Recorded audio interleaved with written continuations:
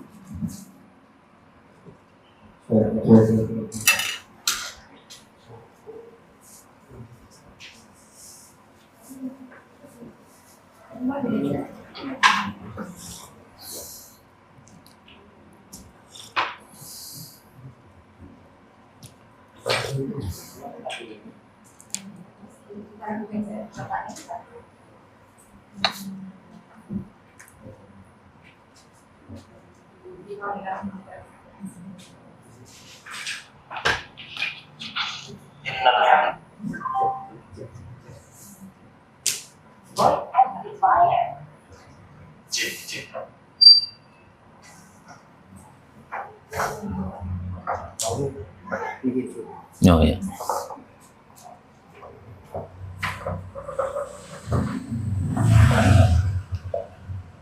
Bismillah.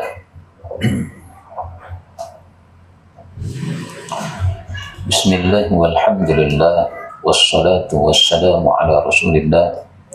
Amma ba'du. Kaum muslimin rahimakumullah.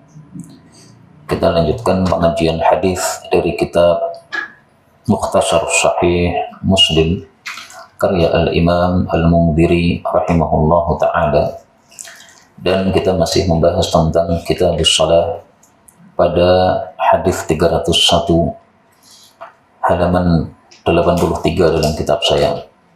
Faqala al-muallif rahimahullahu ta'ala wa nafa'na bihi wa bi'ulumihi fid dharain amin. Babud du'a'i fi sujudi, bab berdoa di dalam sujud.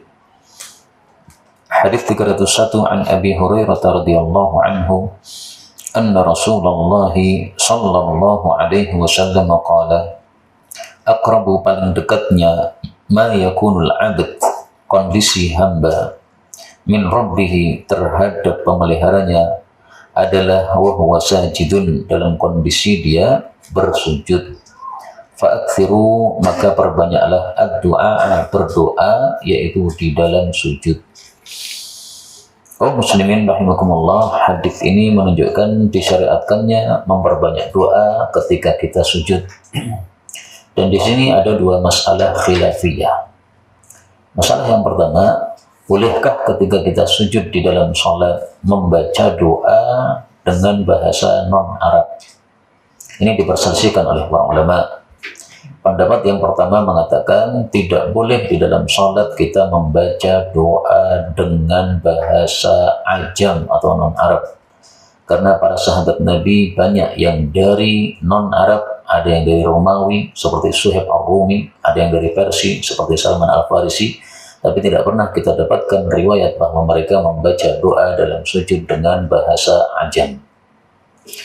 Pendapat yang kedua lebih lunak, mengatakan bahwasanya manusia dibagi dua. Apabila paham bahasa Arab, tidak boleh berdoa non-Arab.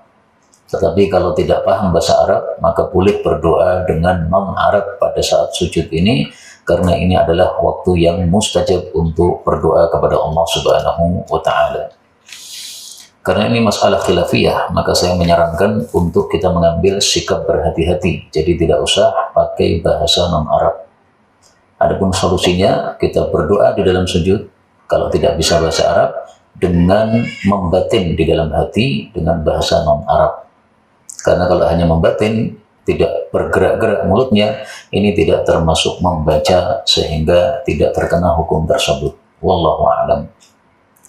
Kemudian masalah yang kedua, yang juga khilafiyah adalah, apakah disyariatkan seseorang sengaja bersujud saja untuk berdoa? Kalau berdoa di dalam sujud dalam salat jelas. Tapi ketika dia pengen doa kemudian sujud, nah apakah ini disyariatkan? Menurut jumhur tidak disyariatkan bersujud untuk doa. Kalau salat kemudian sujud doa, nah itu disyariatkan. Kalau tiba-tiba kita sujud supaya doa, maka tidak disyariatkan. Menyelisih mereka Al-Imam Ibn Taimiyah, beliau berpendapat disyariatkan atau boleh sujud untuk doa. Maka beliau kalau ada masalah-masalah besar tidak bisa menghadapi, beliau segera mencari tempat untuk sujud kemudian berdoa kepada Allah Subhanahu wa taala. Dan sikap seperti ini dilakukan oleh Rasulullah SAW, tetapi besok di akhirat ketika beliau menghadap kepada Allah untuk memintakan syafaatul uzma kepada seluruh manusia yang ada di padang mahsyar, maka beliau sujud kemudian memuji Allah, berdoa kepada Allah Subhanahu wa taala. Nah, itu dalil bagi yang berpendapat disyariatkan, atau itulah dalil yang menguatkannya. Karena ini masalah khilafiyah, maka paling bagus kita mengambil jalan hati-hati. Al-khuruju minal khilafi mustahabbun, keluar dari permasalahan khilafiyah adalah disukai. Berikutnya, babun ala kam yasjud, bab atas berapa, maksudnya berapa anggota tubuh seseorang itu sujud. 302, wa an ibn Abbas radhiyallahu anhuma anna Rasulullah sallallahu alaihi wasallam qala, umirtu, saya disuruh, maksudnya oleh Allah, an asjuda, untuk sujud, ala atas sab'ati a'dhum, 7 tulang, maksudnya 7 anggota. Yang pertama adalah al-jabhah, jidat. Tapi sambil mengatakan jidat, beliau itu wa asyara, menunjuk, biyadihi, dengan tangannya, maksudnya dengan jarinya, ala anfih, pada hidung beliau. Wal yadaini, dan kedua tangan, yaitu kanan dan kiri. Wal rijlaini, dan kedua kaki, yaitu maksudnya adalah kedua lutut. Wa at-tarafil qadamaini, dan ujung-ujung dari kedua telapak kaki. Berarti jarinya itu ditekuk ya, supaya menghadap ke arah kiblat, kemudian ujungnya telapak kaki itu menempel di tanah. Wala nakfita, dan kami tidak mengumpulkan athiyaba, baju-baju, mengumpulkan maksudnya menahan. Wala sya'ra, tidak pula rambut. Hadis ini menunjukkan bahwa ada 7 anggota sujud yang harus menempel ke tanah, dan ini hukumnya wajib. Kalau salah satu dari 7 ini tidak menempel ke tanah ketika kita sujud, dari awal sujud sampai akhir sujud, maka sujudnya tidak sah. Yang pertama adalah jidat, yang kedua adalah tangan kanan, telapak tangan kanan, kemudian telapak tangan kiri, kemudian lutut kanan, kemudian lutut kiri, kemudian ujung telapak kaki kanan, ujung telapak kaki kiri. Apa setuju? Kemudian di sini ada beberapa masalah khilafiyah. Yang pertama, apa hukumnya menempelkan hidung pada saat sujud ke tanah? Apakah wajib ataukah sunnah? Dalam hal ini ada 3 pendapat. Pendapat pertama mengatakan wajib hidung menempel sebagaimana jidat menempel. Karena ketika Rasulullah mengatakan jidat, beliau menunjuk ke hidung. Seolah-olah beliau mengatakan, tempelkan jidatmu plus hidungmu. Pendapat yang kedua mengatakan yang wajib itu hanya jidatnya, adapun hidungnya itu hanya sunnah. Dan ini pendapat mayoritas. Pendapat yang ketiga bahwasanya yang harus menempel salah satu dari keduanya. Ada kalanya jidatnya, ada kalanya hidungnya.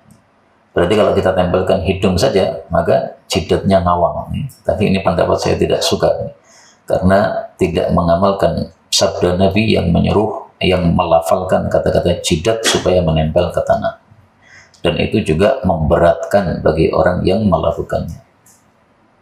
Tapi mungkin saja pendapat tersebut bisa berguna untuk kita ketika misalnya kita ada benjolan di jidat. Sehingga kalau sujud nempel di jidatnya sakit karena ada benjolan. Nah, kita terpaksa pakai pendapat yang ketiga ini. Maka pendapat ini ada fungsinya dalam suatu kondisi. Wallahu a'lam. Masalah yang kedua yang diperselisihkan adalah tadi ada larangan menahan baju dan rambut.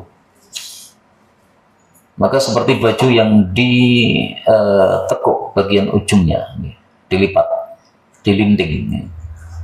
Apakah itu dilarang apabila bajunya sudah dilipat sebelum sholat? Sebagian ulama berpendapat sebelum sholat sudah dilipat, maka pas sholat harus dilepas juga. Jadi sebelum Allahu Akbar, lipatannya itu harus dilepas. Nah, kalau pakai pendapat ini berarti banyak yang melanggar, karena sering kita temukan orang yang celananya panjang, kemudian bagian bawahnya dilipat, dan sholat masih dalam keadaan terlipat. Kata Imam Malik rahimahullah, kalau dia itu sudah melipatnya sebelum sholat, maka tidak termasuk yang dilarang. Sehingga yang dilarang ini hanyalah di tengah-tengah sholat. Di tengah-tengah sholat kemudian kita melipat baju kita ya, supaya tidak terkena tanah, supaya tidak kotor. Nah, itu yang dilarang karena bisa menghilangkan khusyuk. Tapi sebenarnya pendapat yang pertama lebih hati-hati, bahwasanya dalam kondisi sholat sebaiknya tidak ada baju kita yang terlipat. Kenapa? Karena ada hadis yang lain di mana seseorang melakukan sholat dan rambutnya yang panjang, laki-laki ya, diikat di belakang, maka oleh salah satu sahabat Nabi talinya itu dipotong. Padahal ngikatnya tadi kan sebelum sholat kan, jadi sebelum sholat rambutnya sudah terikat. Nah, oleh sahabat ini dipotong. Berarti apa? Tidak boleh kamu menahan rambut dalam kondisi sholat, meskipun menahannya atau mengikatnya itu sebelum sholat. Maka tengah-tengah sholat harus dilepas. Nah, kalau rambut seperti itu, berarti baju juga sama seperti itu juga. Nah, adapun untuk perempuan, silahkan mengikat rambutnya ketika sholat, maksudnya sebelum sholat sudah terikat, nggak ada masalah. Karena memang perempuan itu rata-rata rambutnya panjang, dan kalau tidak diikat mungkin bisa mengganggu atau memudaratkan mereka. Maka hukum tadi untuk para laki-laki yang rambut diikat tadi. Kemudian di sini ada kata-kata umirtu, saya disuruh. Tadi saya katakan maksudnya disuruh oleh Allah. Dari mana taunya bahwa yang menyuruh ini adalah Allah? Dalam usul fikih disebutkan al-amru talabul fi'li minal a'la ilal adna. Yang disebut perintah itu adalah tuntutan untuk melakukan satu perbuatan, yang tuntutan itu dari atas ke bawah. Nah, atasnya Nabi siapa? Allah. Berarti yang menyuruh ini adalah Allah. Kemudian kata-kata umirtu, saya disuruh, ini tidak berlaku untuk beliau saja, tapi juga berlaku untuk umatnya. Maka kita pun juga disuruh untuk melakukan hal yang sama. Karena dalam satu kaidah disebutkan at-tabi'u tabi'un. Orang yang mengikuti itu harus mengikuti. Nah, kita itu mengikuti Nabi Muhammad SAW. Berarti semua hukum yang berlaku untuk beliau, maka hukum asalnya juga berlaku untuk kita. Berikutnya babul i'tidali fi sujudi, bab lurus ketika sujud, wa raf'il mirfaqaini, dan mengangkat kedua siku. 303. Wa an Anas radhiyallahu anhu qala qala Rasulullah sallallahu alaihi wasallam, i'tadilu, luruslah kalian itu fi sujudi, di dalam sujud. Bagaimana supaya lurus dalam sujud? Wala yabsud, janganlah menghamparkan ahadukum, salah satu kalian, dira'aihi, kedua hastanya, imbisatal kalbi, seperti menghamparkannya anjing, yaitu hastanya menempel ke tanah. Hadis ini menunjukkan bahwa ketika sujud hendaklah kita sujud dengan lurus. Bagaimana sujud dengan lurus itu? Dengan tegap. Maka supaya tegap ini hasta tidak boleh menempel ke tanah. Karena kalau hastanya menempel ke tanah berarti punggungnya ini tidak lurus, tapi punggungnya akan melengkung atau akan menempel ke bawah. Demikian juga dilarang dalam hadis yang lain siku kita, siku tangan menempel ke lutut pada saat sujud.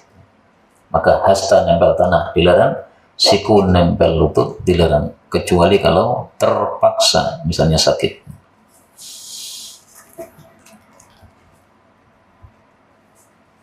Kemudian dari hadis ini diambil pelajaran oleh para ulama bahwa tingkah-tingkah binatang tidak pantas dilakukan oleh manusia.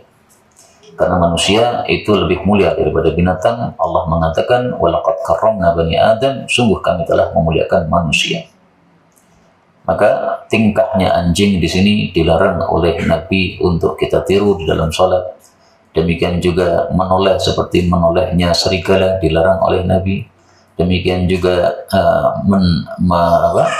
duduk sebagaimana duduknya menderungnya unta dilarang oleh Nabi. Kemudian mematuk sebagaimana mematuknya itu adik ya, ayam itu dilarang oleh Nabi SAW. Nah, itu beberapa hadis kita temukan isinya semuanya melarang meniru tingkah binatang. Karena itu sering-sering saya ulang pada setiap tanggal 17 Agustus yang membuat lomba-lomba, buatlah lomba yang mencerdaskan, bukan yang menghinakan. Termasuk lomba yang menghinakan adalah apabila lomba makan kerupuk digantung.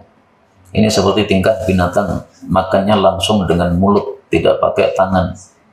Nah, ini tidak boleh kita meniru tingkahnya binatang. Lomba tahfidz Quran, lomba apalah yang mencerdaskan bangsa, bukan yang menghinakan bangsa. Tetapi kalau itu diniatkan untuk mensyukuri nikmat, jelas salah ya, karena mensyukuri nikmat itu dengan ibadah kepada Allah Subhanahu wa taala. Berikutnya bab tajnih, bab bersayap fi sujud, di dalam sujud. Apa maksudnya bersayap ini? Hadis 304, an Abdullah bin Malik bin Buhainah radhiyallahu anhu anna Rasulullah sallallahu alaihi wasallam kana adalah idza shalla, apabila beliau salat, maksudnya ketika sujud, farraja, beliau itu merenggangkan baina yadayhi, antara kedua tangannya, yaitu sikunya, hatta yabdua, sehingga tampaklah bayadu ibtaihi, putihnya kedua ketiak Nabi sallallahu alaihi wasallam. Hadis ini menunjukkan bahwa ketika sujud hendaklah tangan atau hasta ini dibuka lebar ya. Jadi hasta kanan diarahkan ke kanan, hasta kiri diarahkan ke kiri, menjauh dari tubuh kita.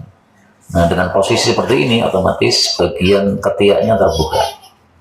Tapi ini dilakukan ketika kita salat sendiri, karena kalau salat jamaah seperti ini akan mengganggu orang sebelah kita. Dan di sini ada dua masalah khilafiyah. Yang pertama, apakah perempuan juga disyariatkan untuk tajnih, untuk bersayap tadi? Ataukah ini khusus untuk laki-laki saja? Menurut mazhab Syafi'i, ini hanya untuk laki-laki. Adapun perempuan sujudnya dengan cara jingkrung, bahasa Jawanya ya, yaitu tubuhnya dikumpulkan dengan tangannya, seperti orang sedang jingkrung ketakutan gitu, nempel ke tanah. Pendapat yang kedua, sujud laki-laki dan perempuan sama, dan saya memilih pendapat yang kedua. Kenapa? Karena hadis yang menyuruh perempuan untuk jingkrung ketika sujud, hadisnya dhaif. Diriwayatkan Ibnu Hibban dan yang lain-lainnya. Dumma ba'dal badan, kumpulkan badanmu, yaitu maksudnya jingkrung tadi, itu tidak sahih. Dan saya ingat sekali bahwa hadis tersebut pertama kali saya baca itu sekitar tahun 2005. Ini sekarang sudah 2025, 20 tahun yang lalu. Saya membaca hadis itu dalam suatu buku terjemahan. Kemudian karena hadis itu baru bagi saya, maka langsung semangat untuk mengetahuinya. Maka buku itu langsung saya bawa ke salah satu ustadz di pesantren Salafi di Solo ya. Namanya Ustadz Idril atau yang lain saya lupa nih. Kemudian saya tanya, Ustadz, ini dalil bahwa perempuan tuh sujudnya jingkrung, diriwayatkan Ibnu Hibban. Ibnu Hibban kan kitabnya kitab sahih. Nah, maka beliau mengatakan itu hadis dhaif. Dan tampaknya waktu itu beliau menyebutkan sebab kedhaifannya, tapi saya lupa. Jadi sebab kedhaifannya adalah rawi fulan. Karena beliau itu menghafal nama-nama rawi. Karena itu kalau ada perempuan jingkrung pada saat sujud, ya maklumilah itu mazhab Syafi'i, ya, tapi kita lebih suka yang sama dengan laki-laki karena hadisnya yang membedakan tadi dhaif, sementara Rasulullah bersabda innaman nisa'u syaqaiqur rijal, perempuan itu adalah saudari kandung laki-laki, berarti hukumnya disamakan. Kemudian masalah yang kedua, putihnya ketiak Nabi Shallallahu Alaihi Wasallam ini diperselisihkan. Apakah putihnya ini menunjukkan bahwa beliau tidak punya bulu? Sebagian berpendapat begitu. Pendapat yang lain mengatakan bukan tidak punya bulu, tetapi bulunya beliau bersihkan sehingga menjadi putih. Karena kalau kita mengatakan Nabi itu tidak punya bulu pada ketiaknya, itu perlu dalil yang sahih, sharih. Nah, sementara kita tidak temukan. Banyak sekali hadis-hadis fadilah Nabi tapi tidak sahih. Misalnya Nabi terlahir dalam keadaan khitan, tersudah terkhitan, jadi nggak perlu dikhitan lagi. Itu ada hadisnya, tapi sanadnya sedikit bermasalah. Ada lagi katanya hadis ketika Nabi lahir itu dalam keadaan menunjuk dengan satu jari seolah-olah mengucapkan la ilaha illallah. Nah, hadis-hadis bermacam-macam seperti itu perlu kita cek tentang kebenaran sanadnya. Kalau tidak sahih, maka tidak bisa dijadikan sebagai hujjah.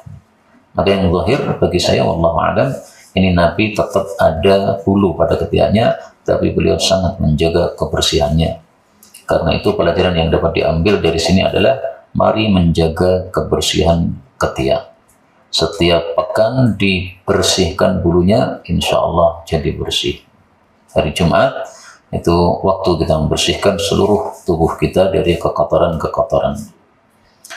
Berikutnya babu sifatil julusi fi sholati, bab sifatnya duduk pada waktu salat. Di dalam salat kita ada duduk antara dua sujud, ada duduk tasyahud awal, ada duduk tasyahud akhir. Nah, duduknya bagaimana? Karena ada yang tawarruk, ada yang iftirash. 305 wa an Abdullah bin Zubair radhiyallahu anhuma qala kana Rasulullah sallallahu alaihi wasallam idza qa'ada, apabila duduk fi sholati, di dalam salat, ja'ala, beliau meletakkan qadamahul yusra, telapak kaki kiri beliau, baina fakhidhihi wa saqih, di antara pahanya dan betisnya. Wa farrasha qadamahul yumna, dan beliau itu menghamparkan telapak kaki beliau yang kanan. Wa wada'a yadahul yusra, dan beliau meletakkan kaki beliau yang kiri, kaki kanan, tangan ya, meletakkan tangan beliau yang kiri ala rukbatihi yusra, di atas lututnya yang kiri. Wa wada'a, dan meletakkan yadahul yumna, tangan kanan beliau ala fakhidhihi yumna, di atas pahanya yang kanan. Wa asyara bi isba'ih, dan beliau menunjuk atau berisyarat dengan jarinya, maksudnya jari telunjuk. Hadis ini menunjukkan dalil duduk tawarruk. Tawarruk itu adalah meletakkan kaki kiri di bawah betis kaki kanan, seperti yang biasa kita lakukan pada tasyahud akhir. Kemudian tawarruk itu ada dua cara. Tawarruk yang pertama yang sering kita lakukan, yaitu dengan cara yang sudah disebutkan tadi, kemudian posisi telapak kaki kanan berdiri tegak, kemudian jarinya ditekuk menghadap ke arah kiblat. Nah, yang disebutkan dalam hadis ini adalah cara yang kedua yang kurang populer. Karena itu silahkan ini dihidupkan. Hadis ini sunnah Nabi yang sudah mati, yaitu apa? Tawarruk dengan cara telapak kanannya dihamparkan. Berarti telapak kanannya itu tidak tegak, tapi ikut tidur sebagaimana telapak kaki kiri. Tergambar gak? Nah, ini termasuk sunnah yang sudah mati. Jarang ada yang melakukan seperti ini. Saya lihat beberapa teman kita dari Salafi, jamaah Salafi itu mereka menghidupkan sunnah ini. Nah, maka mari kita hidupkan ini sunnah Nabi yang sudah jarang dilakukan orang. Saking jarangnya orang melakukan ini, kalau ada seseorang melakukan ini dianggap dia tidak paham cara salat yang benar. Padahal ini satu cara salat yang benar yang kadang-kadang dilakukan oleh baginda Rasul Sallallahu Alaihi Wasallam. Kemudian perhatikan kata-kata di sini, qadamahul yusra, telapak kaki kiri ditaruh di mana? Baina fakhidhihi wa saqi, di antara paha dan betis. Itu bukan berarti dijepit di tengah paha dan betis, bukan. Tapi maksudnya ditaruh di antara paha dan betis dengan tanah. Jadi tanahnya di bawah, kemudian telapak kaki kiri kita masuk di bawah betis, dan di atasnya betis ada paha. Maka bukan di tengahnya betis dan paha, bukan. Karena ada sebagian yang memahami salah, sehingga tahiyatnya jadi lucu, karena telapak kaki kiri dimasukkan, dijepit antara paha dan betis kanan. Neko-neko, jungkal pripun ini. Angel terus aneh. Dan itu tidak ada yang berpendapat seperti itu selain orang-orang belakangan ini. Maka itu termasuk dari pemahaman-pemahaman yang syadz terhadap hadis Nabi SAW. Makanya Syekh Bakar bin Zaid menulis kitab La Jadida fi Ahkamis Salat, tidak ada yang baru dalam hukum-hukum salat. Kalau ada yang baru seperti itu karena kamu salah paham.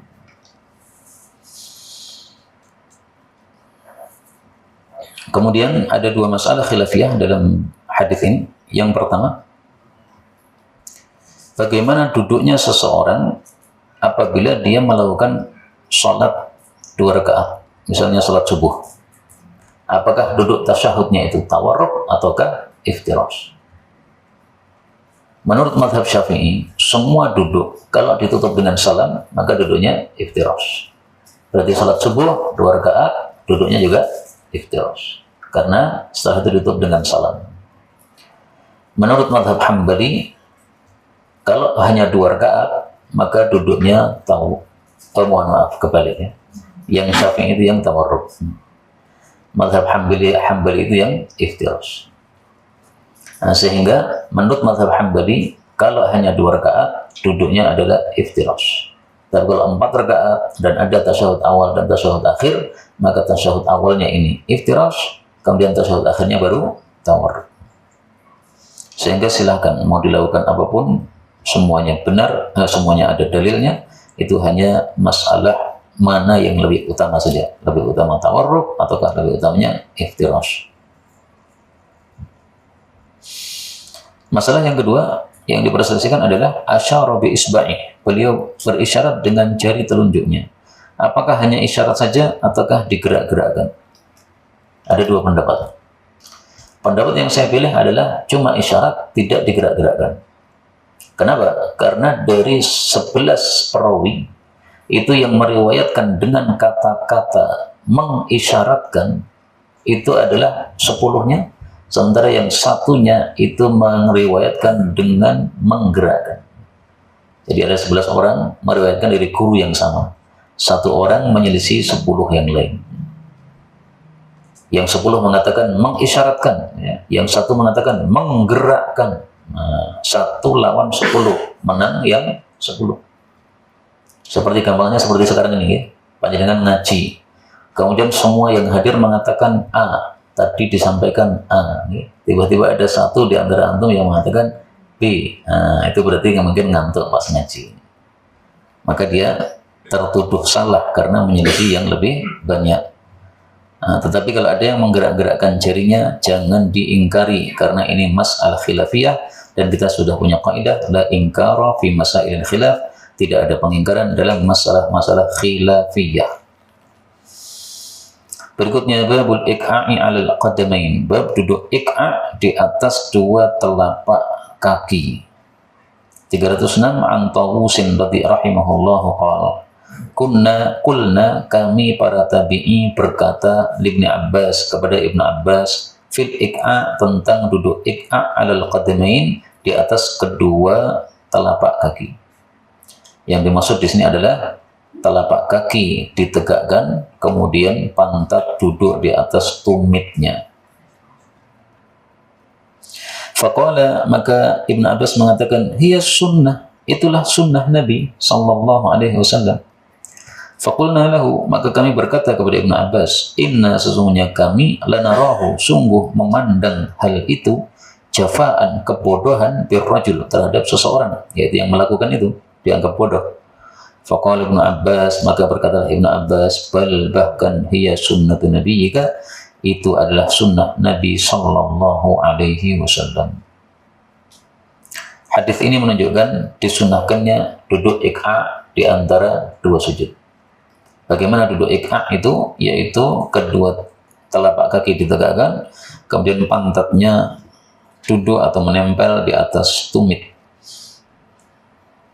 Dan ini termasuk sunnah yang jarang dilakukan, maka silahkan ini sunnah untuk dihidupkan. Dan menurut saya, ini kalau dilakukan, maka ini bisa menghilangkan lelah ketika telapak kaki kita lelah. Jadi mendapatkan dua manfaat, manfaat menghidupkan sunnah dan manfaat melenyapkan lelah. Adapun biasanya di antara dua sujud, judulnya adalah apa? Iftirash. Nah, ini boleh dengan iqa.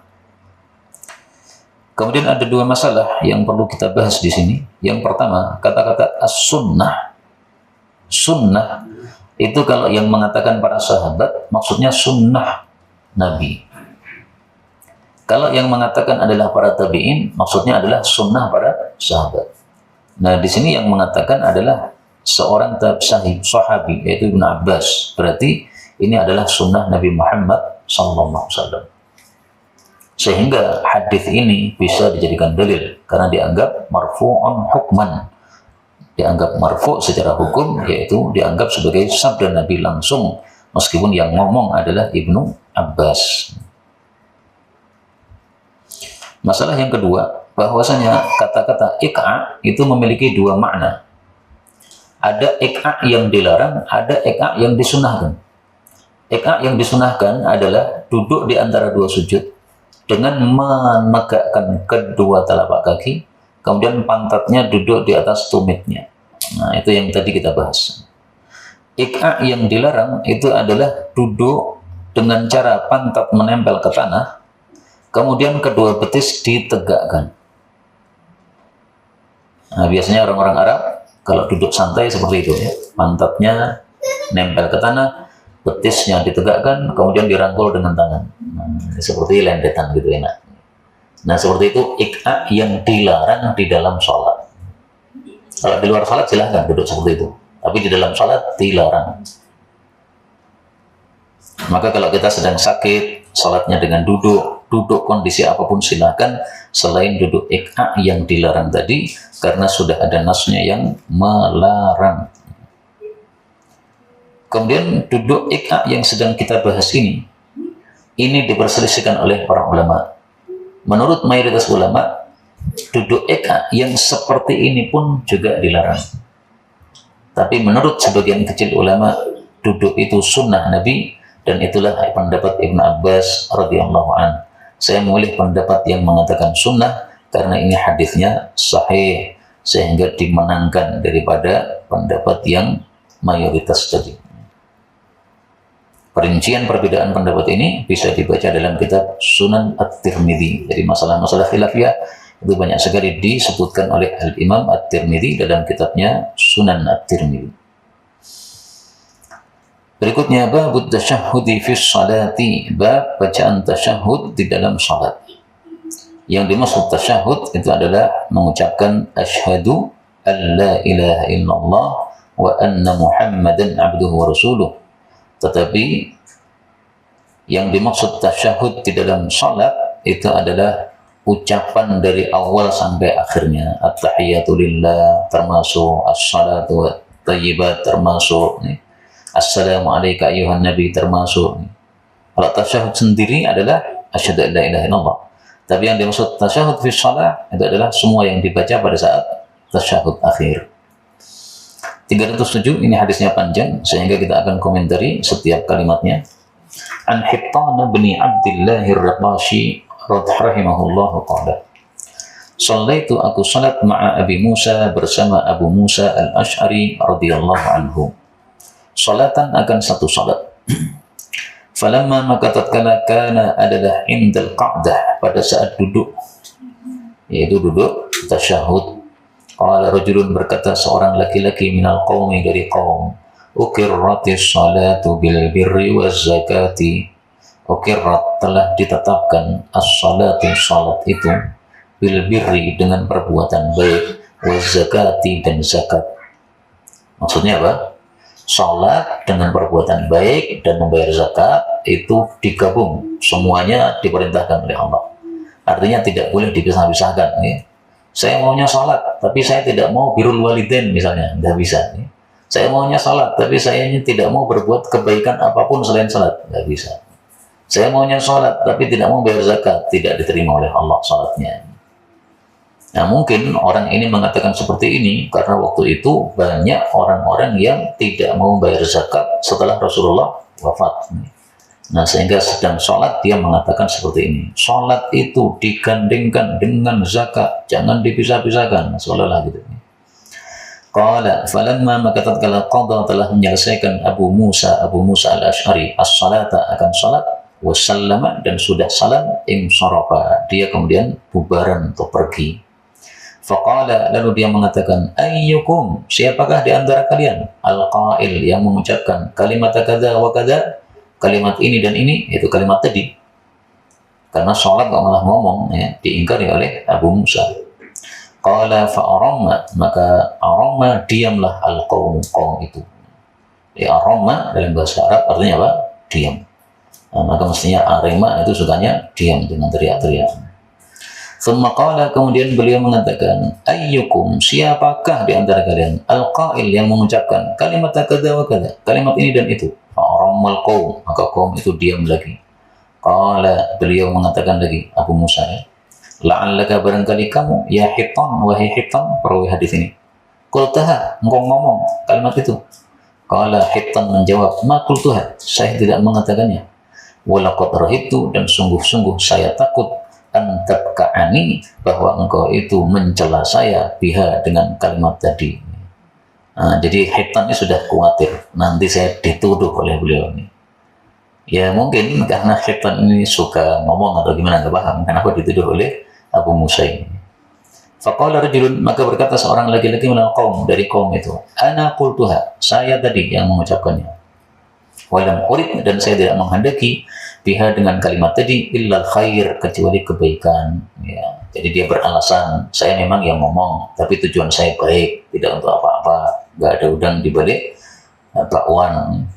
Faqala Abu Musa mengatakan ma ta'lamun, kalian tidak tahu kaifa taqulun, bagaimana kalian berkata-kata fi salatikum dalam salat kalian. Kok malah ngomong begitu, berarti kamu nggak paham ya bacaan salat. Inna Rasulullah sallallahu alaihi wasallam, sesungguhnya Nabi khatabana mengkhutbai kami, fabayyana lana lalu menjelaskan kepada kami sunnatana sunnah kami, wa 'allamana dan mengajari kepada kami salatana salat kami. Faqala maka Nabi bersabda idza shallaitum apabila kalian salat fa aqimu sufufakum maka tegakkan shaf-shaf kalian. Perhatikan kata-kata aqimu, tegakkan bukan luruskan. Karena antara menegakkan dengan meluruskan itu berbeda.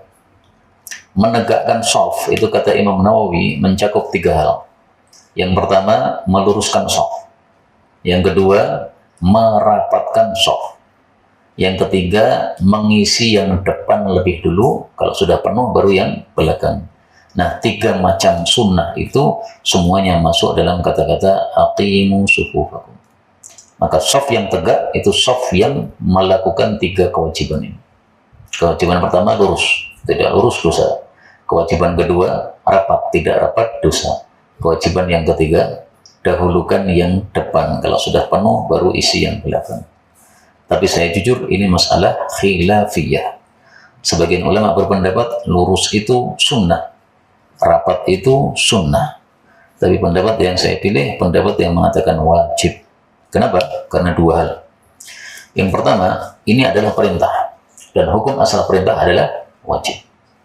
Yang kedua, Nabi mengancam kalau tidak rapat maka setan masuk. Nabi mengancam kalau tidak lurus maka hatimu akan berselisih. Nah, inilah ancaman, ini menunjukkan bahwa hukumnya wajib. Kalau tidak wajib, tidak perlu ada ancaman. Summa kemudian liya ummakum, hendaklah mengimami kalian ahadukum, salah satu kalian. Maksudnya apa? Salat jamaah. Jadi jangan salat sendiri-sendiri. Dan ini juga masalah khilafiyah. Apakah sholat jamaah wajib ataukah sunnah muakkadah? Pendapat jumhur sunnah muakkadah. Pendapat Imam Syafi'i rahimahullah fardu kifayah. Fardu kifayah artinya kalau di satu kampung sudah ada sholat jamaah, sudah. Yang lain tidak jamaah, tidak dosa. Tapi kalau masjidnya kosong, tidak ada yang jamaah sama sekali di kampung tersebut, maka dosa semua karena fardu kifayah menurut Al-Imam Asy-Syafi'i rahimahullah. Fa idza kabbara, maka apabila beliau takbir, fakabbiru, takbirlah. Artinya apa? Jangan mendahului takbirnya imam. Kalau makmum mendahului takbiratul ihram imam, salatnya tidak sah. Imam belum takbiratul ihram, makmumnya sudah takbir, salatnya tidak sah. Tapi kalau mendahului takbir imam selain takbiratul ihram, salatnya masih sah, tapi dia berdosa. Wa idza qala, dan apabila imam mengatakan ghairil maghdubi 'alaihim waladdallin, bukanlah orang yang dimurkai terhadap mereka yaitu Yahudi, bukanlah orang yang sesat yaitu Nasrani. Faqulu, maka ucapkanlah amin, kabulkan doa kami. Bacaan amin ini ada dua macam bacaannya. Yang pertama, a panjang, min juga panjang. Yang kedua, amin hanya pendek. Dua-duanya benar, dua-duanya bahasa Arab yang fasih. Dan ucapan amin ini bukan termasuk dari Al-Quran, tapi ini hanya tambahan setelah kita mengucapkan doa. Apa fadilahnya mengucapkan amin setelah Fatihah? Fadilahnya adalah yujibkumullah. Allah akan mengabulkan kalian. Yujib dengan jim sebelum ba. Dalam riwayat Abu Dawud, yuhibbakumullah dengan ha sebelum ba. Artinya berbeda. Allah akan mencintai kalian. Menurut saya lebih dekat bacaan yang pakai jim ya. Kenapa? Karena ucapan kita amin, ya Allah kabulkan. Maka yujibkum, Allah akan mengabulkan. Tapi boleh juga dibaca yuhibbakum sebagaimana riwayat Abu Dawud. Ucapkan amin, Allah cinta kepada kalian. Berarti ucapan amin ini manfaatnya dua. Menyebabkan doa kita mustajab dan menyebabkan kita dicintai oleh Allah Subhanahu wa taala. Karena itu hendaklah kita sering mengucapkan amin dalam doa kita. Fa idza kabbara, apabila dia bertakbir, wa raka'a dan ruku', fakabbiru, maka takbirlah, warka'u dan ruku'lah. Fa innal imama, maka sesungguhnya imam itu yarka'u, dia ruku' qablakum, sebelum kalian. Faqala Rasulullah sallallahu alaihi wasallam, beliau bersabda, fatilka bitilka, maka itu dengan itu. Maksudnya apa? Ketika imam ruku' terlebih dahulu, nah maka kita ruku' setelah itu. Kemudian imam i'tidal terlebih dahulu, kita juga i'tidalnya setelah itu. Artinya kita masih bisa mengikuti imam. Itulah makna fatilka bitilka, itu dengan itu. Artinya kamu masih bisa mengikuti karena selalu perbuatanmu itu setelah perbuatannya imam. Jadi maksudnya Nabi ditegaskan jangan mendahului imam. Kenapa? Karena imam itu setiap kali dia melakukan suatu gerakan, kalian pasti mengikutinya. Nah, sehingga karena kalian pasti mengikutinya, pasti bisa nyusul. Sehingga karena bisa nyusul, jangan mendahului imam. Fa'idha qala, maka apabila dia mengucapkan sami'allahu liman hamidah, semoga Allah mendengar terhadap orang yang memujinya. Maksudnya mendengar ini mengabulkan. Faqulu, maka ucapkanlah Allahumma rabbana lakal hamdu, ya Allah, wahai pemelihara kami, hanya bagimu segala pujian. Yasma'illahu lakum, niscaya Allah akan mendengarkan terhadap kalian, maksudnya mengabulkan. Ucapan sami Allah liman hamidah ini disebut tasmi', dan ucapan ini diperselisihkan oleh para ulama apakah dibaca makmum ataukah tidak. Menurut mayoritas ulama, makmum tidak membaca tasmi', jadi berdiri langsung Rabbana walakal hamd. Menyelisih mereka mazhab Syafi'i, mereka berpendapat makmum pun membaca tasmi'. Kenapa? Karena kata mazhab Syafi'i, kita disuruh mengikuti sholat Nabi. Nah, sholat Nabi pakai tasmi', berarti kita ikut pakai tasmi'. Kemudian, fa inna Allah tabaraka wa ta'ala, sesungguhnya Allah tabaraka wa ta'ala qala, telah bersabda ala lisan nabiyyi, atas lisan Nabi Muhammad sallallahu alaihi wasallam, sami'allahu liman hamidah. Wa idza kabbara, dan apabila imam takbir, wa sajada, dan sujud, fakabbiru, maka takbirlah, wasjudu, dan sujudlah. Fa innal imama, maka sesungguhnya imam itu yasjudu, sujud, qablakum, sebelum kalian, wa yarfa'u, dan mengangkat kepalanya, qablakum, sebelum kalian. Faqala Rasulullah sallallahu alaihi wasallam, fatilka bitilka, itu dengan itu. Wa idza kana, dan apabila adalah indal qa'dah, pada waktu duduk, yaitu duduk tasyahud, falyakun, maka hendaklah ada min awwali, dari pertama kali, qauli ahadikum, ucapan salah satu kalian, at-tahiyyatut thayyibatus salawatu lillah. Yang belum pernah membaca at-tahiyyat model seperti ini, silahkan nanti dibaca. Biasanya kan at-tahiyyatu lillah wassalawatu wat-thayyibat. Nah, sesekali kita membaca yang model ini supaya semua sunnah Nabi sudah pernah kita lakukan, yaitu ucapkan tiga-tiganya langsung tanpa wawu, at-tahiyyatut thayyibatus salawatu lillah. Seumur hidup kita lakukan satu kali sudah cukup, sudah mengamalkan ilmu. At-tahiyyat, segala penghormatan, at-thayyibat, segala yang baik, as-salawat, segala doa, itu semuanya lillah, miliknya Allah. Assalamu alayka, salam kepada engkau, ayyuhan nabiyyu wa rahmatullahi wa barakatuh. Assalamu alayna wa ala ibadillahi shalihin. Dan kalau kita mengucapkan salam seperti ini, maka salam ini mencakup seluruh hamba Allah yang baik, dari kalangan manusia maupun jin maupun malaikat. Asyhadu, aku bersaksi an la ilaha illallah wa asyhadu anna Muhammadan abduhu wa rasuluh. Nah, inilah ucapan yang menyebabkan bacaan pada waktu tahiyat itu disebut tasyahud. Nah, maka yang dimaksud tasyahud itu tidak hanya di bagian asyhadunya, tapi mulai dari at-tahiyatnya. Itu semuanya isinya ada 3 ya. Tahiyat, salam, dan syahadat. Itu semuanya disebut tasyahud fi shalah.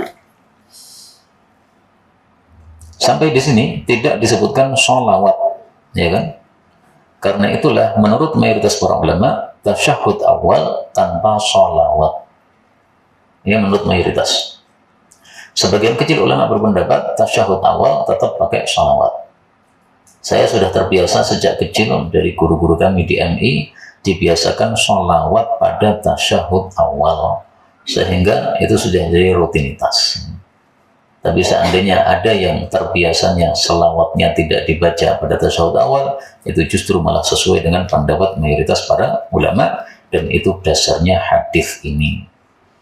Maka kalau kita punya waktu sempit ya untuk sholat 2 rakaat, maka silahkan tasyahud awal, untuk sholat 4 rakaat, maka silahkan tasyahud awalnya tidak usah panjang-panjang, sampai warasuluh, nggak usah dilanjutkan sholawat, langsung bangkit, karena waktunya yang sempit. Berikutnya 308, wa an Ibnu Abbas radhiyallahu anhu qala annahu qala kana Rasulullah sallallahu alaihi wasallam yu'allimuna, mengajari kami at-tasyahhud, ucapan tasyahud, kama sebagaimana yu'allimuna, beliau mengajari kami as-surat al-Quran, satu surat dari Al-Quran. Maksudnya apa? Maksudnya diajarkan betul-betul dengan lafal yang pas, jangan diubah-ubah. Maka Ghafurur Rahim tidak boleh kita ganti menjadi Rahimun Ghafur, dibolak-balik, tidak boleh. Ayat Quran itu sudah baku. Nah, ketika Nabi mengajarkan tasyahud juga begitu. Ini kalian baca sesuai lafal yang saya ajarkan, jangan diubah-ubah, jangan dibolak-balik. Ditambahi wawu nggak boleh, ditambahi fa nggak boleh. Fakana yaqul, maka adalah beliau mengucapkan at-tahiyyatul mubarakatus salawatut thayyibatu lillah. Di sini 4. At-tahiyyat yang pertama, al-mubarakat yang kedua, as-salawat 3, at-thayyibat 4. Maka di sini ada tambahan apa? Al-mubarakat. Segala perkara yang berkah itu lillah, milik Allah. Inilah tasyahud yang dipilih oleh Imam Syafi'i. Kenapa? Karena paling lengkap, yaitu menyebutkan 4. Maka para ulama berselisih pendapat bagaimana menyikapi wirid-wirid di dalam sholat yang beraneka ragam. Fikihnya Imam Syafi'i, pilih yang paling lengkap, karena semakin lengkap semakin besar pahalanya. Kita membaca 4 doa lebih besar pahalanya dari membaca 3 doa. Nah, di sini membaca 4. Karena itu yang belum pernah membaca tahiyat seperti ini, nanti langsung dipraktekkan sholat zuhur. At-tahiyyatul mubarakatus salawatut thayyibat. Pendapat yang kedua, memilih dari wirid-wirid yang bermacam-macam itu yang derajatnya paling sahih. Yang paling sahih adalah yang biasa kita baca, at-tahiyyatulillah wassalawatu wattayyibat. Kenapa paling sahih? Karena riwayat Bukhari dan Muslim. Kalau ini hanya diriwayatkan oleh Imam Muslim. Nah, dalam ilmu mustalah hadis, urutan hadis sahih itu ada 7. Yang paling atas muttafaqun alaih, Bukhari Muslim. Bawahnya lagi Bukhari saja, bawahnya lagi Muslim saja. Bawahnya lagi syartis syaikhain, bawahnya lagi syarat Bukhari, bawahnya lagi syarat Muslim, bawahnya lagi yang disahihkan oleh selain Bukhari dan Muslim. Nah, di sini riwayat Muslim saja, berarti ini peringkat yang ketiga, kalah dengan yang muttafaqun alaih, yang at-tahiyyatulillah wassalawatu wattayyibat. Makanya guru-guru kami mazhabnya seperti Imam Bukhari, pilih yang paling sahih. Tapi kita hidup di Indonesia, rata-rata orang Indonesia mazhabnya Syafi'iyah, mereka pilih ini sesuai pemikiran Imam Syafi'i, yang paling lengkap itu yang paling afdal. Maka dua pemahaman ini, dua fikih ini kita gabungkan, sehingga kadang-kadang kita pakai fikihnya Imam Bukhari, pilih yang paling sahih, kadang-kadang kita pakai fikihnya Imam Syafi'i, pilih yang paling komplit. Seumur hidup satu kali sudah cukup termasuk mengamalkan. Assalamu alayka ayyuhan nabiy wa rahmatullahi wa barakatuh. Assalamu alayna wa ala ibadillahi salihin. Asyhadu an la ilaha illallah wa asyhadu anna Muhammadar Rasulullah. Perbedaannya, kalau yang tadi wa asyhadu anna Muhammadan abduhu wa rasuluh. Kalau di sini wa asyhadu anna Muhammadan Rasulullah. Nah, dua-duanya boleh dibaca manapun juga karena semuanya sahih dari Nabi sallallahu alaihi wasallam. Wa fi riwayat Ibnu Rumhin kama sebagaimana yu'allimuna, beliau mengajari kami Al-Qur'ana. Kalau yang tadi kama yu'allimuna surata minal Qur'ani. Nah, maka dua macam perbedaan ini. Yang pertama at-tahiyyatut thayyibatus salawat. Kemudian yang kedua adalah abduhu wa rasuluh. Nah, maka perbedaannya ada di awal dan di akhir. Nah, semua ini silakan diamalkan supaya kita sudah termasuk pengamal ilmu. Berikutnya babu ma yusta'adzu minhu, apa yang dimintakan perlindungan darinya fi sholati, di dalam salat. Jadi di dalam salat kan doanya mustajab. Nah, kita berdoa apa saja ketika kita di dalam salat, berlindung dari apa saja di dalam salat tadi. 309 wa an Urwah bin Zubairi anna Aisyah radhiyallahu anha zaujan Nabi sallallahu alaihi wasallam akhbarathu anna an-nabiy sallallahu alaihi wasallam kana adalah yad'u, berdoa fi sholati, di dalam salat, Allahumma inni a'udzubika min adzabil qabr 1, wa a'udzubika min fitnatil masiihid dajjal 2, wa a'udzubika min fitnatil mahya wal mamat 3, Allahumma inni a'udzubika minal ma'tham wal maghram. Berarti ada 4 yang kita berlindung darinya. Yang pertama, ya Allah, sesungguhnya aku berlindung kepada Engkau dari siksaan kubur. Ini menunjukkan bahwa di dalam kubur ada siksaan. Makanya para ulama mengatakan kubur itu ada 2 macam. Hufratun minan nar, ada kalanya lubang neraka, ada kalanya raudhatun minal jannah, kebun surga.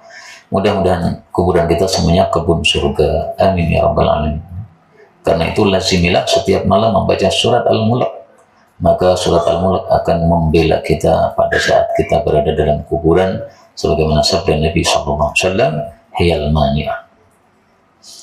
Yang kedua, dan aku berlindung kepada Engkau dari fitnahnya Masihid Dajjal. Al-Masih itu ada 2. Ada Masihul Huda, Masih yang membawa petunjuk, Nabi Isa. Ada Masihud Dalal, Masih yang membawa kesesatan, yaitu Dajjal. Sama-sama namanya Masih, tapi artinya berbeda. Untuk Dajjal, Masih itu artinya yang diusap. Matanya itu diusap sehingga matanya itu tidak ada lubangnya. Jadi matanya 2, satunya buta, satunya cacat.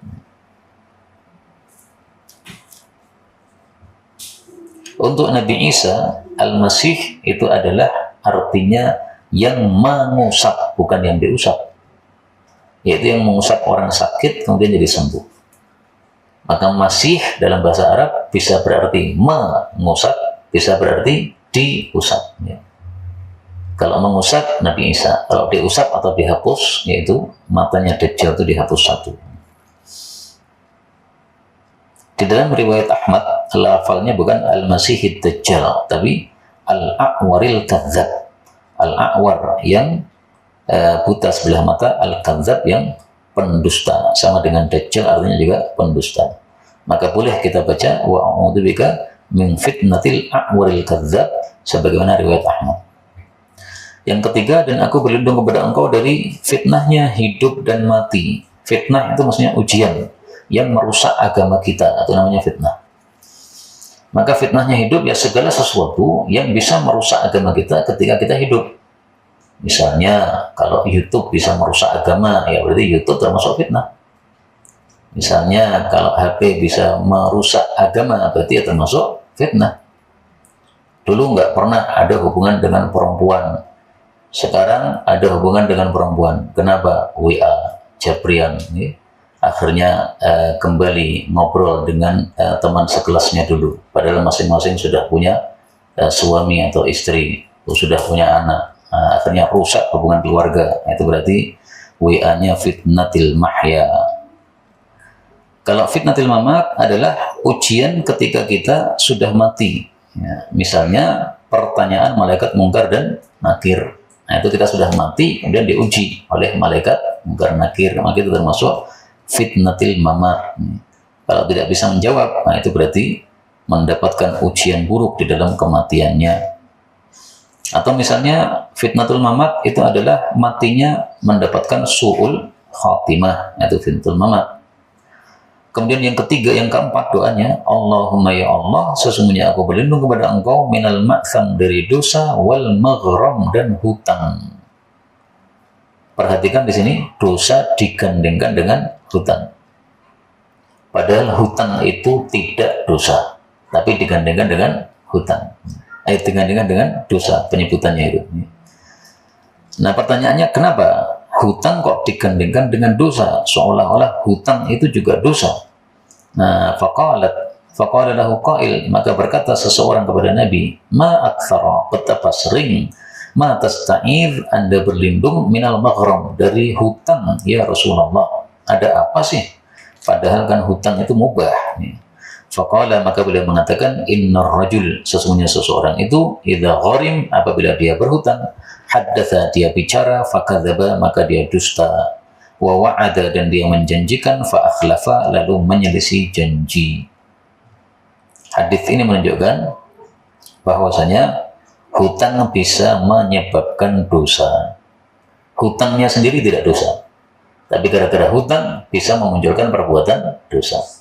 Perbuatannya apa? Ngomongnya bohong, janjinya tidak menepati. Dan ini ternyata sangat tampak jelas. Ada orang pinjam uang kepada saya. Saya bilang ini, nanti setelah pinjam digunakan untuk apa? Antum sebutkan. Setiap hari disebutkan. Oh ya, ternyata hari pertama saya tunggu tidak ada informasi. Hari kedua nggak ada informasi. Karena konon penggunaannya salah. Nah, saya minta informasi itu supaya tahu penggunaannya apa saja. Kalau salah saya luruskan. Ini kamu salah, menggunakannya begini. Nah, padahal ketika saya ngasih udah bilang nanti setiap hari lapor. Tujuannya bukan apa-apa. Tujuannya untuk meluruskan aja yang kurang benar di mana. Dia mengatakan iya, ternyata tidak dilakukan. Nah, benar kan? Idza haddatsa kadzab. Dia ngomong dusta, betul. Kemudian ada lagi, pinjam uang, kemudian katanya nanti setiap bulan akan dikembalikan 200.000 misalnya. Ternyata 1 bulan lewat, nggak ada berita apa-apa. Begitu ditagih, baru kemudian ada mohon maaf. Nah ini kan salah begini. Mestinya kalau kita sudah janji setiap bulan bayar 200, ya betul-betul bayar 200. Kalau nggak bisa, ya minta maaf. Jangan menunggu yang minjemnya menagih. Ini kebalik. Maksudnya sebelum kita ditagih itu kita sudah informasi dulu. Nah, berarti sudah akhlafa, menyelisih. Jadi sabda Nabi itu betul-betul sesuai fakta.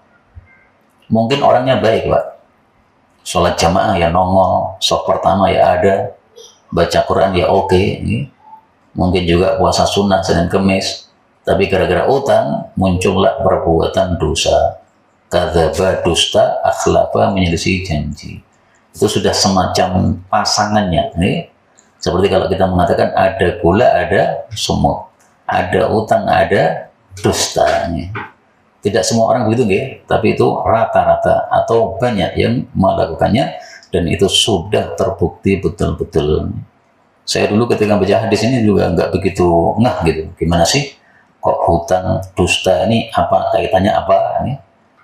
Setelah berinteraksi dengan orang baru ngerti, oh ternyata betul sesuai sabda Rasul Sallallahu Alaihi Wasallam. Karena itu Rasulullah di sini berlindung dari hutang. Kaum muslimin rahimakumullah, meskipun beliau berlindung dari hutang, tapi ternyata beliau mati meninggalkan hutang. Hutangnya 30 sok beras. Satu sok itu adalah 2,5 kilo. Berarti 30 sok itu berapa? Sekitar 75 ya. Banyak. Anggaplah sekarung itu 25 kilo, berarti kali 3. Banyak sekali utang Nabi SAW, 3 karung beras. Tetapi itu untuk memberi makan istri-istri beliau, bukan utang untuk kemewahan hidup, tapi utang untuk kewajiban hidup, yaitu makan. Karena tidak makan mati. Maka ini menunjukkan bahwa utang memang tidak berdosa, karena buktinya Nabi sendiri berhutang, tetapi beliau berlindung dari hutang supaya tidak merembet kepada kadzaba, dusta, atau akhlafa, menyelisih janji. Kaum muslimin rahimani wa rahimakumullah, ini sunnah perlu kita hidupkan meskipun kita tidak punya utang. Maka pada saat tahiyat mari kita baca doa ini. Maka sebagai penutup, mari kita baca bersama-sama doa ini. Allahumma inni a'udzubika min adzabil qabr wa a'udzubika min fitnatil masiihid dajjal wa a'udzubika min fitnatil mahya wal mamat. Allahumma inni a'udzubika minal ma'thami wal maghram. 4 saja, Pak. Wallahu a'lam bishawab. Sudah 1 jam kita bicara, sisa waktu kalau ada pembahasan, baik yang berkaitan dengan materi maupun secara bebas, dipersilahkan.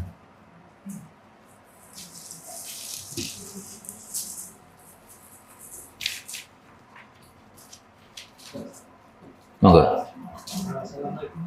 Waalaikumsalam. Izin bertanya tentang makmum masbuk.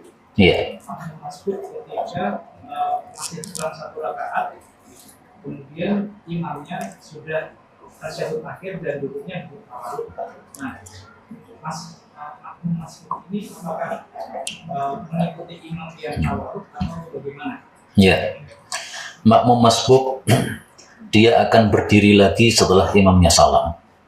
Karena itu kalau makmum masbuk tadi mengikuti mazhab Syafi'i, maka dia duduknya adalah iftirash, tidak tawarruk seperti imam. Kenapa? Karena kaidahnya mazhab Syafi'i, setiap duduk yang ditutup dengan salam, duduknya tawarruk. Kalau tidak ditutup dengan salam, duduknya iftirash. Jadi imamnya tawarruk karena habis itu salam.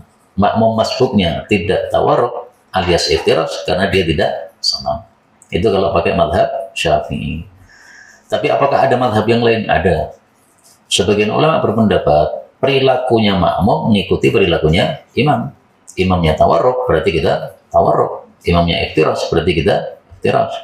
Dan itu juga ada dasarnya. Rasulullah bersabda, "Man jaa'a, barang siapa yang datang yaitu kepada salat, wal imamu ala halin, sementara imam itu dalam satu kondisi, fal yasna' kama yasna', silahkan melakukan seperti yang dilakukan oleh imam." Berarti imamnya tawarruk, makmumnya juga tawarruk. Ini masalah khilafiyah. Nah, silahkan mana yang dipakai, semuanya pendapat ulama kita. Dan kita bukan ulama, kita disuruh fas'alu ahlal dzikri, tanya kepada para ulama. Maka semuanya boleh. Ada lagi mungkin? Ya, silakan.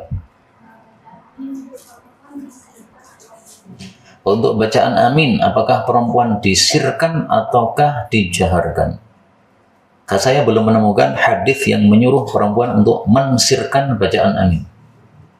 Sehingga kembali ke hukum asal, an-nisa'u syaqa'iqur rijal, wanita saudari perempuan, saudari kandung para laki-laki, berarti hukumnya apa? Disamakan. Tapi seandainya ada ulama fikih yang mensirkan, seandainya loh ya, saya nggak tahu, ya mungkin masuk akal. Karena perempuan ketika ingin membenarkan bacaan kesalahan imam tidak disuruh mengucapkan tasbih, tapi disuruh untuk tepuk tangan, ya kan? Berarti dia tidak menjaharkan ucapannya. Bisa jadi dikiaskan. Wallahu a'lam. Nanti silahkan dicari ya, apakah ada perbedaan pendapat dalam bab apa aminnya para wanita. Saya sendiri belum membaca. Ada lagi nih? Nggih?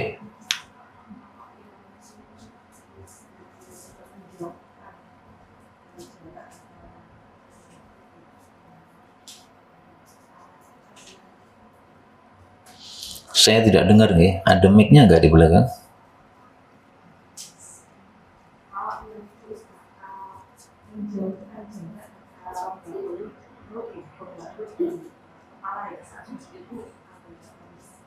Menjauhkan jarak antara kepala dengan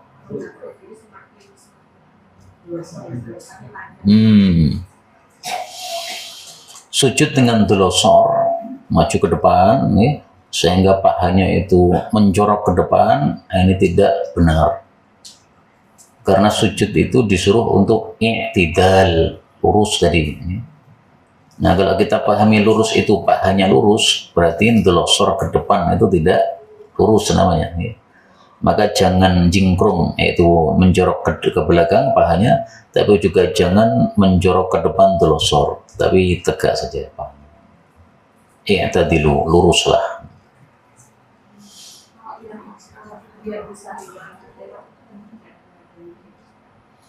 Itu adalah tentang mengangkat perut kita dari tanah. Dan kalau paha kita berdiri tegak, itu otomatis antara perut dengan tanah itu ada rongganya di bawahnya, ya kan?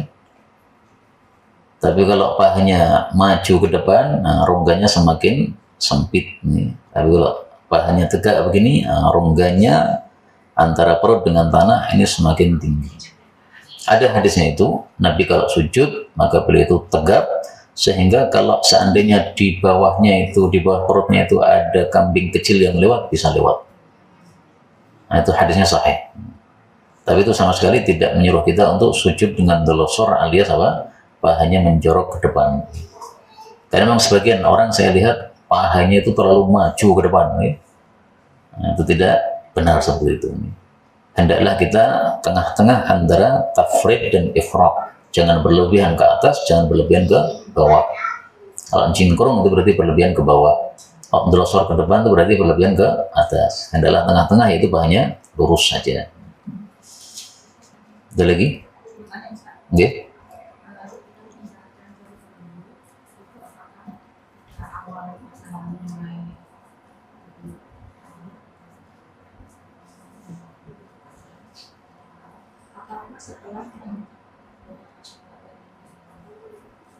Bacaan selawat.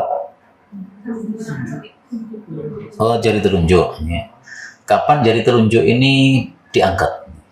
Apakah sejak awal at-tahiyyatu lillah, ataukah ketika asyhadu an la ilaha illallah pas kata-kata Allah? Ada dua mazhab. Karena ada dua mazhab, maka kita yang bukan ulama bebas melakukan yang mana.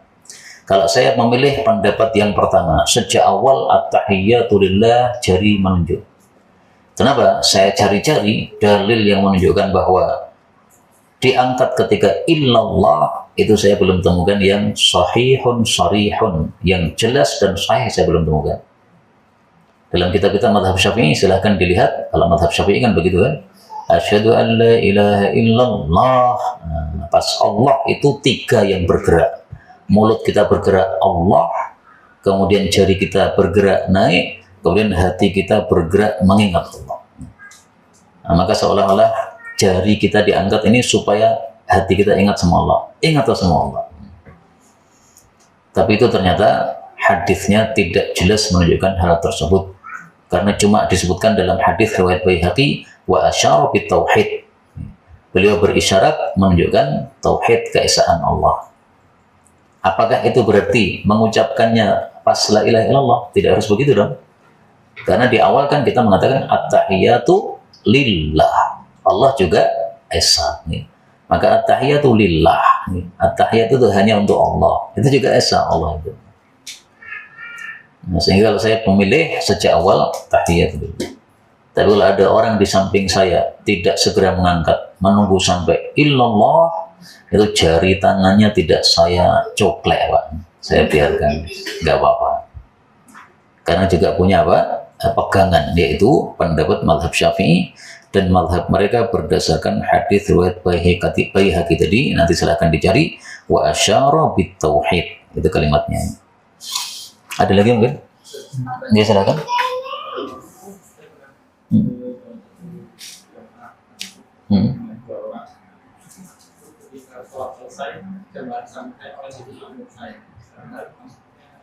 Sama-sama masbuk. Sama-sama masbuk, kemudian mengangkat sebelahnya jadi imam. Ini para fuqaha mengatakan hukumnya makruh, tapi masih sah. Jadi kalau sama-sama masbuk, udah silahkan sholat sendiri-sendiri. Tetapi kalau panjenengan datang ke masjid, orang sudah bubar semua, ada makmum masbuk, silahkan jadi makmumnya, nggak apa-apa. Karena panjenengan tidak dapat jamaah. Kalau panjenengan sudah dapat jamaah 1 rakaat, sebelah panjenengan juga dapat jamaah 1 rakaat, sama-sama masbuk. Ini nggak usah satunya ngangkat imam, karena toh dua-duanya sudah dapat jamaah. Berbeda dengan yang masuk masjid, jamaah sudah bubar. Nah, dia perlu jamaah, maka dia mengangkat yang masbuk jadi imam, silahkan. Monggo, Pak. Silakan tadi. Ya, monggo.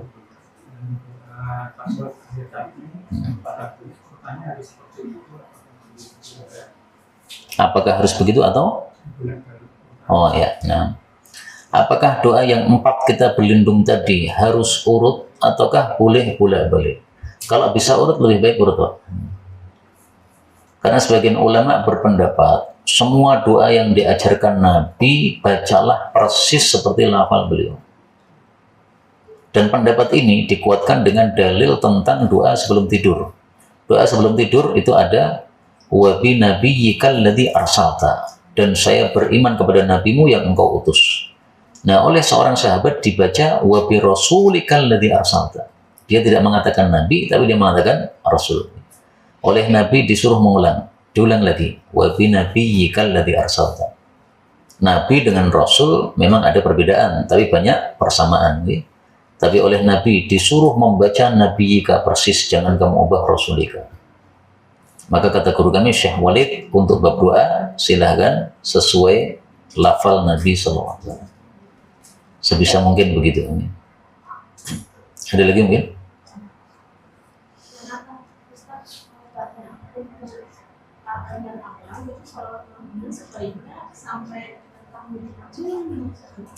Sholawat kepada Nabi dibagi 2. Ada yang paling ringkas, ada yang paling lengkap. Yang paling ringkas 4 kata. Allahumma sholli ala Muhammad. Ini paling ringkas. Sehingga kalau kita waktunya mepet, silakan sholawat yang pendek. Allahumma sholli ala Muhammad. Assalamualaikum. Sah. Karena yang wajib di dalam tasyahud akhir cuma 2. Ya. Tasyahud, sholawat, salam. Tasyahud, sholawat, salam. Ya. Cuma 2 ini. Ya. Adapun setelah tasyahud ada apa tadi? Ada innaka hamidum majid, tambahan saja. Nah, kemudian sholawat yang paling sempurna itu adalah sholawat Ibrahimiyah yang biasa kita baca sampai innaka hamidun majid. Nah, waktunya longgar dibaca sampai lengkap. Kalau waktunya tidak longgar, silahkan sholawat, salam. Saya pernah salat subuh 2 menit gara-gara kereta mau berangkat. Khawatir saya kalau keretanya pergi, saya masih berada di situ. Maka saya lihat jam itu, sholat subuh betul-betul 2 menit dengan teori tadi ya. at-tahiyyatu lillah wassalatu wattayyibat, terus sampai Allahumma sholli ala Muhammad, assalamualaikum, assalamualaikum. Jerantal, alhamdulillah, duduk di atas kereta, langsung keretanya wur. Seandainya saya panjangkan tadi, keretanya sudah pergi. Ada lagi mungkin? Alhamdulillah.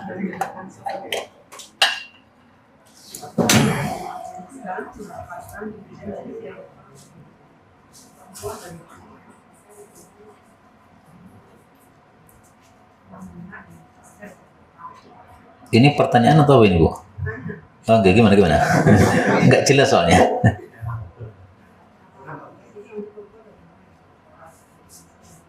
Untuk perempuan yang apanya yang ditanyakan? Oh, softnya, ya. Softnya perempuan berbeda dengan soft laki-laki. Soft laki-laki mulai dari depan. Kalau udah penuh, belakangnya. Soft perempuan mulai dari belakang. Kalau sudah penuh, baru depannya. Tapi ini semuanya sunnah.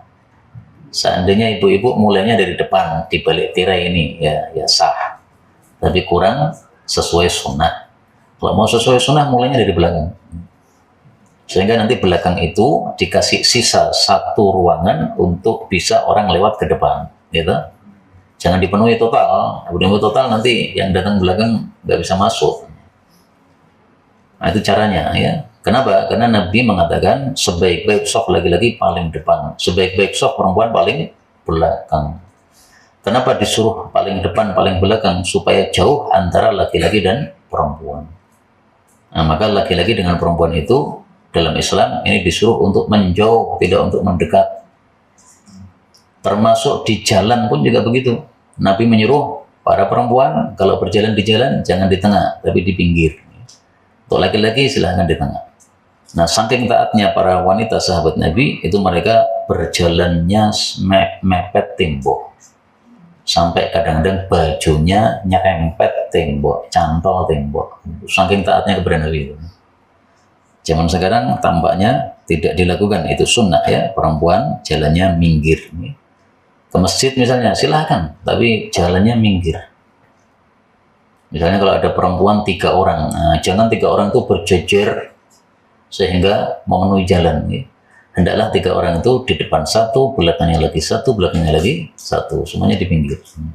Nah, itu yang sesuai sunnah Nabi Sallallahu Alaihi Wasallam. Ya.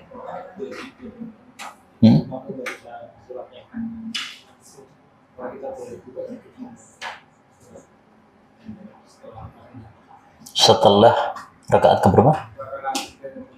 Keempat, imamnya baca. Imamnya kan panjang. Oh ya. Bolehkah ketika imam itu rakaat ketiga dan 4 bacaannya panjang dan kita sudah selesai Fatihah, bolehkah kita membaca surat yang lain? Boleh.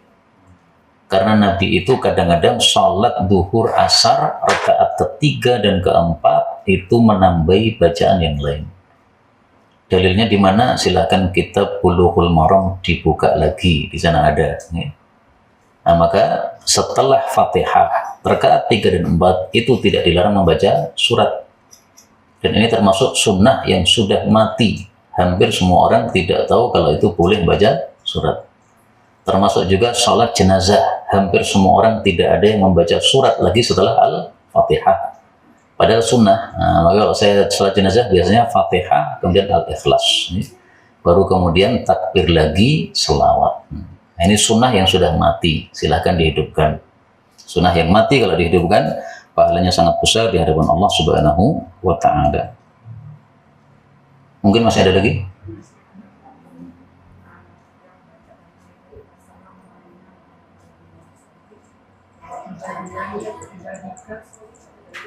Nah, kalau wa'ala ibadika sholihin saya belum menemukan. Nah, silahkan nanti dicari. Ya. Kalau ketemu saya diberitahu. Nah, barangkali saya kurang banyak membaca. Ya. Jadi selama ini hanya saya temukan ada ibadillahi sholihin. Baiklah, ini kiranya ibu-ibu, bapak-bapak yang dapat kita sampaikan betul dari Allah. Kalaupun ada salahnya, astaghfirullahaladzim li wa lakum. Subhanakallahumma rabbana bihamdika asyhadu an la ilaha illa anta astaghfiruka wa atubu ilaik. Walhamdulillahi rabbil alamin.